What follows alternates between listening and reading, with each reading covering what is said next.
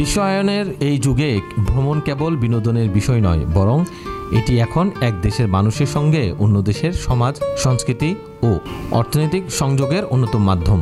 একসময় দক্ষিণ পূর্ব এশিয়ার দেশগুলো, বিশেষ করে ভিয়েতনাম, থাইল্যান্ড, মালয়েশিয়া এবং সিঙ্গাপুর ছিল বাংলাদেশ পর্যটকদের কাছে জনপ্রিয় গন্তব্য। ভারত ছিল সহজ, সুলভ ও ভিসা সহজ দেশ।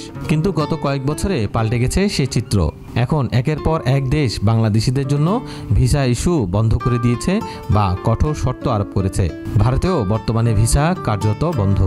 এর মধ্যে হেনেলি অ্যান্ড পার্টনার্স প্রকাশিত বৈশ্বিক পাসপোর্ট সূচকে বাংলাদেশের অবস্থান ৯৫তম, যা যুদ্ধবিধ্বস্ত লিবিয়া ও উত্তর কোরিয়ার সঙ্গেও তুলনীয়। বিশ্লেষকদের মতে এর পিছনে দুটি বড় কারণ রয়েছে। প্রথমত, অনেক বাংলাদেশি পর্যটকের ভিসায় গিয়ে আর দেশে ফেরেননি। দ্বিতীয়ত, দেশে কর্মসংস্থানের ঘাটতি এবং তরুণদের জন্য কর্মপরিবেশের সংকট। সাবেক রাষ্ট্রদূত এম হুমায়ুন কবির বলেন, কর্মসংস্থানের অভাবে তরুণরা ঝুঁকি নিতে প্রস্তুত হয় এবং শেষ ভরসা হয়ে দাঁড়ায় বিদেশে পাড়ি জমানো। ফলে বিদেশে অবস্থানের শর্ত লঙ্ঘন, ভুয়া ভিসা বাণিজ্য এবং অবৈধ অভিবাসনের কারণে ক্ষতিগ্রস্ত হচ্ছে বাংলাদেশের পাসপোর্টের গ্রহণযোগ্যতা। এতে আন্তর্জাতিক অঙ্গনে দেশের মর্যাদাও প্রশ্নের মুখে।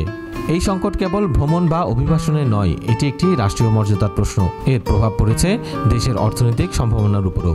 বিশেষজ্ঞরা বলছেন, কূটনীতিকভাবে সক্রিয় হতে হবে এখনই। বন্ধ হয়ে যাওয়া বা সীমিত হয়ে আসা ভিসা প্রক্রিয়া স্বাভাবিক করতে হবে আলোচনার মাধ্যমে। দেশের ভিতরে তৈরি করতে হবে কর্মসংস্থান, উদ্যোক্তা বান্ধব পরিবেশ, দক্ষ শ্রমশক্তি গড়ে তুলতে হবে, সচেতন অভিবাসন ব্যবস্থা নিশ্চিত করতে হবে। এছাড়াও অভ্যন্তরীণ পর্যটন শিল্পকে শক্তিশালী করতে এবং আন্তর্জাতিক সংযোগ বাড়াতে কাজ করতে হবে সরকারের পাশাপাশি বেসরকারি খাতকেও। পাসপোর্ট শুধু একটি বই নয়, এটি একটি দেশের সম্মান, মর্যাদা এবং বৈশ্বিক অবস্থানের প্রতীক। এই সংকট মোকাবেলায় রাষ্ট্র, প্রতিষ্ঠান এবং নাগরিকদের সম্মিলিত দায়িত্বশীল আচরণ এখন সময়ের দাবি।